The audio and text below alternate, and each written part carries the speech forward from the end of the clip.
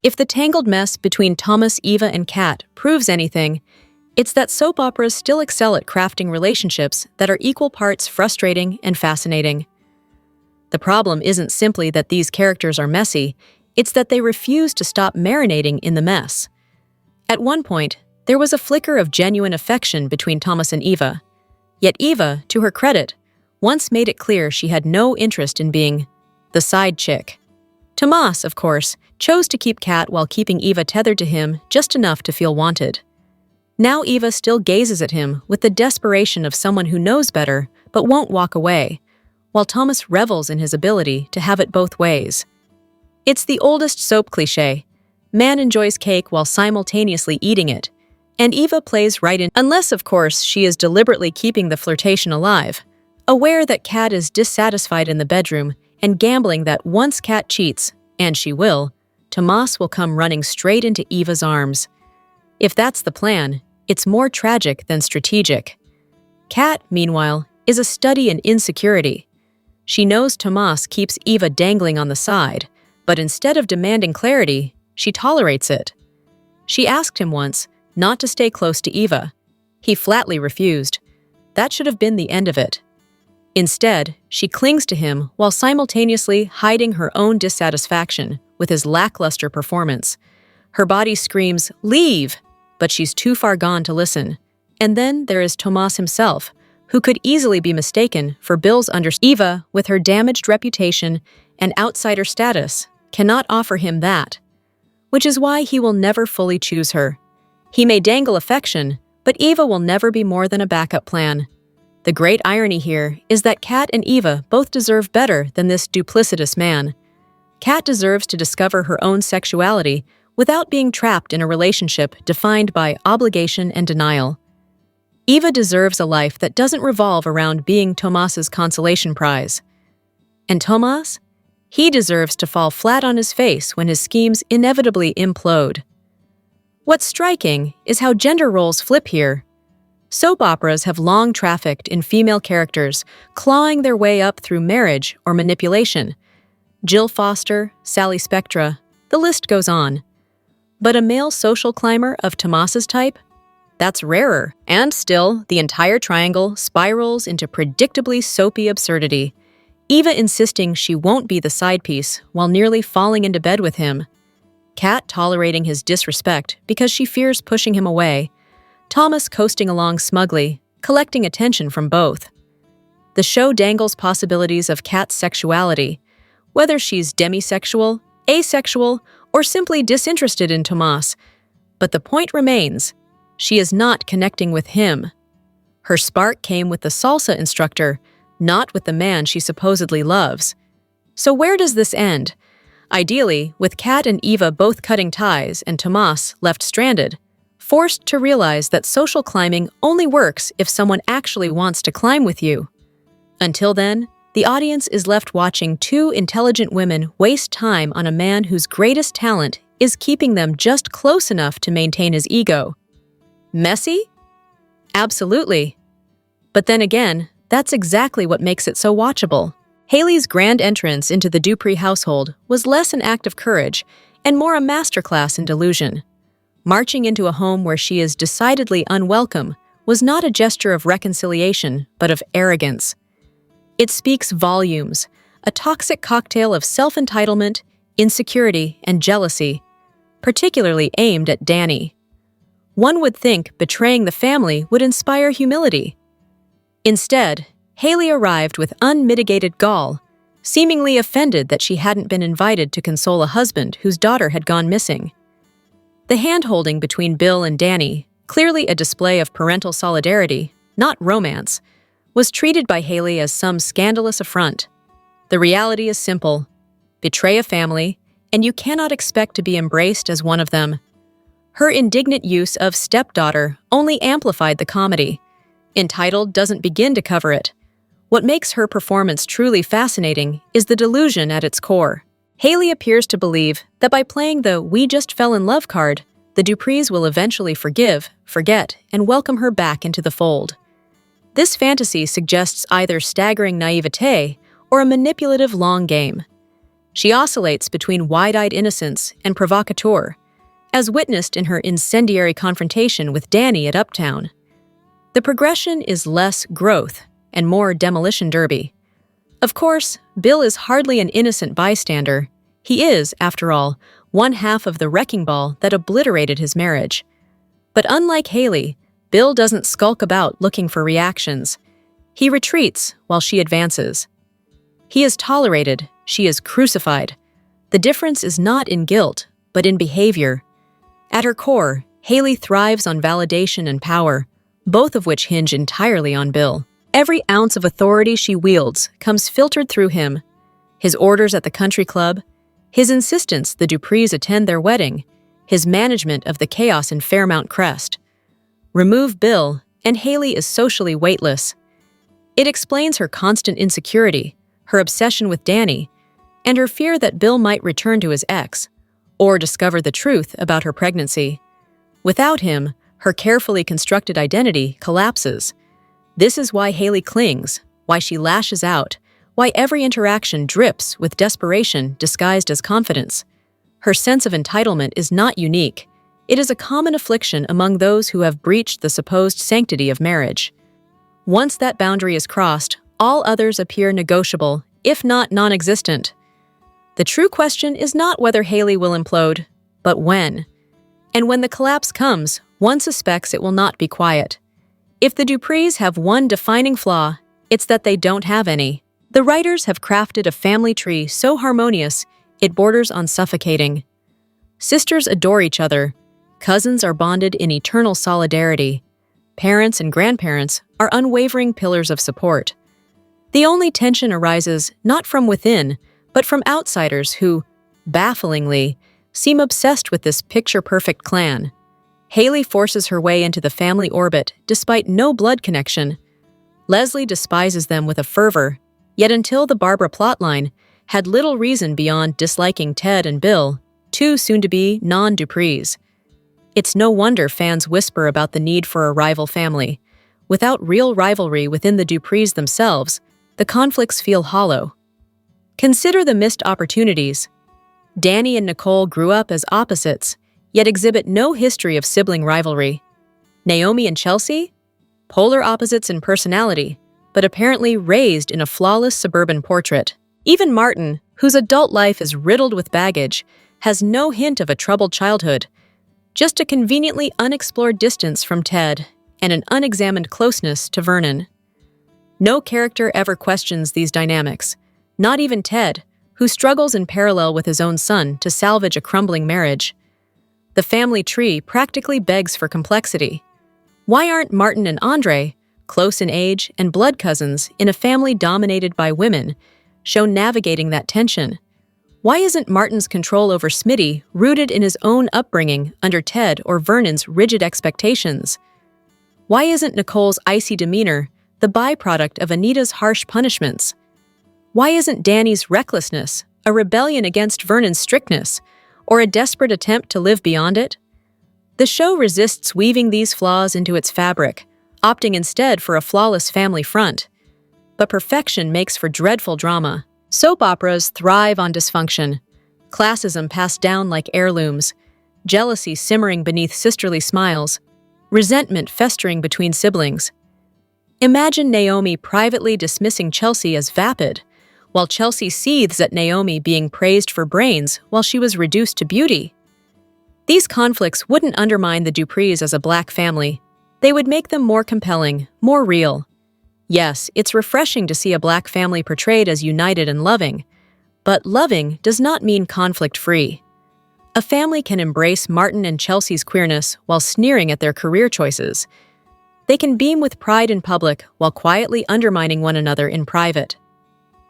Succession built an empire on the premise of a family clawing over one unattainable goal, proving that dysfunction alone can sustain years of television. So far, the Duprees' storylines have leaned on external threats: kidnappings, wedding shootings, surprise baby mamas. Entertaining, yes, but ultimately temporary. The suggestion of a rival family often feels less about storytelling and more about humbling the Duprees, particularly the women, out of spite.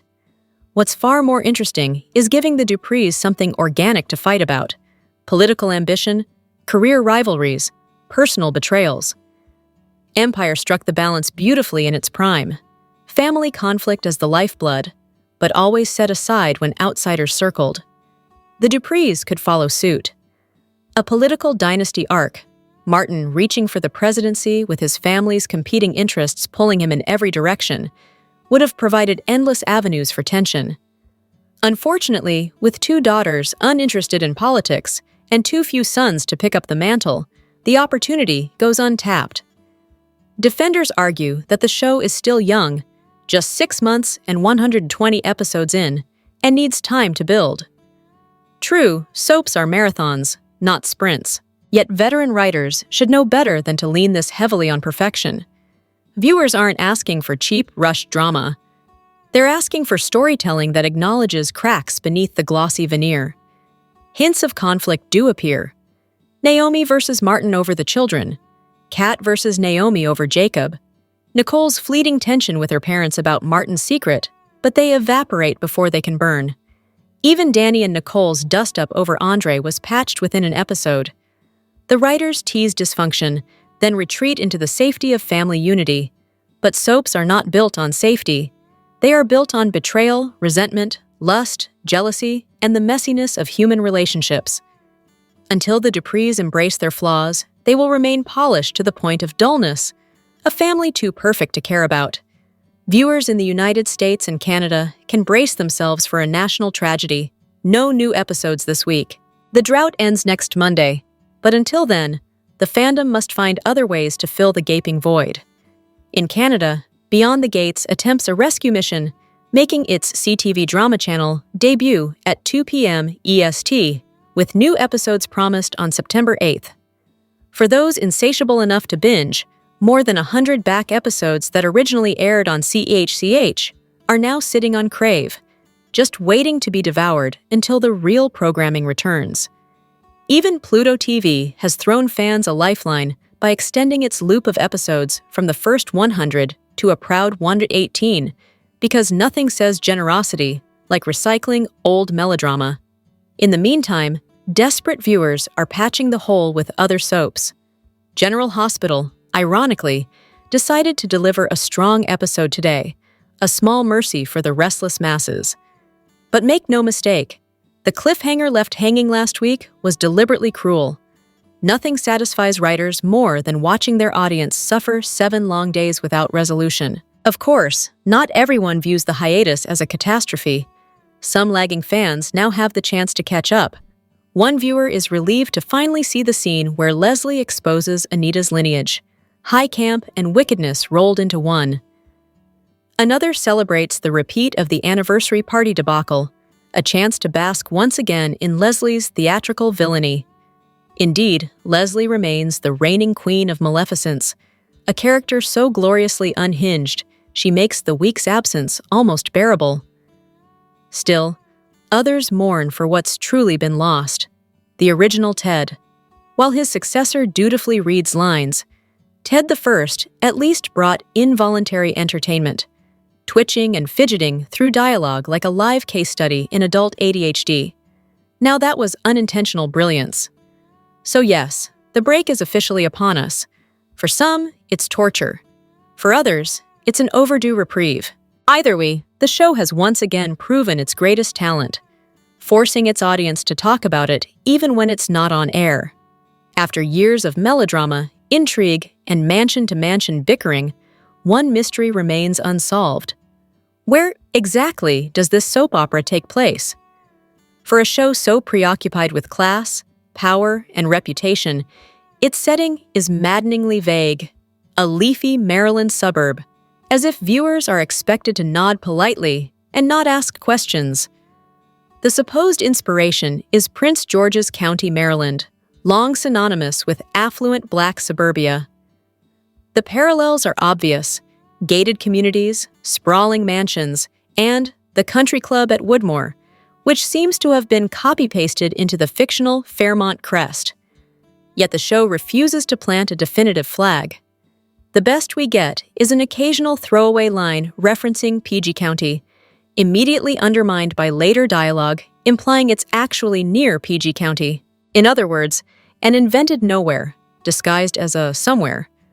The choice wouldn't be so glaring if soap operas didn't have a rich tradition of planting their scandals in carefully named locales. Pine Valley, Llanview, Port Charles. Fictional towns with just enough geography to justify why every character of consequence lives within a mile of one another. Even Young and the Restless borrowed Genoa City from Wisconsin, though Bell inflated the real vacation town into a Midwestern metropolis. Across the pond, EastEnders perfected the hybrid, real London, fictional Walford, complete with its own, initially fake, postcode. By comparison, Fairmont Crest feels like a placeholder the writers never bothered to replace. This geographic vagueness does more than frustrate pedantic viewers. It muddies the show's internal logic. Characters supposedly live in Maryland, yet Jacob works for the DC Metro Police while sporting a Maryland flag in the station. One moment, someone sneers that a scandal could be heard all the way in PG County. The next, Fairmont Crest is treated as if it sits firmly within it. Geography has become a narrative shrug. The irony is that the show has no shortage of opportunities to root itself. Naming the town Dupree Heights, or Dupree Park, Dupree City, take your pick, would have offered the same gravitas as its soap predecessors while honoring the dynastic family at its core. Instead, the series leaves us with a contradictory suburban fog. Mansions large enough to rival The Sopranos, yet somehow close enough for characters to wave at one another over the morning paper. In the end, Fairmont Crest feels less like a place and more like a mood. A country club bubble where outsiders are ostracized and power rests with the founding family. Perhaps that's the point. Still, one can't help but think a fictional map, or at least a decisive address, would serve the show better than this perpetual dance around geography. After all, every soap needs a stage, not a set of vague directions. The so-called showdown between Chelsea and Allison turned out to be less a battle of wits and more a masterclass in missed opportunities. Chelsea, supposedly armed with self-defense training, courtesy of her doting father, spent the entirety of her captivity demonstrating precisely how not to use it. One would expect a young woman trained to fight off attackers to at least attempt resistance. Instead, Chelsea sat in chains like a decorative houseplant, waiting for someone else to solve her problems. The irony is hard to miss.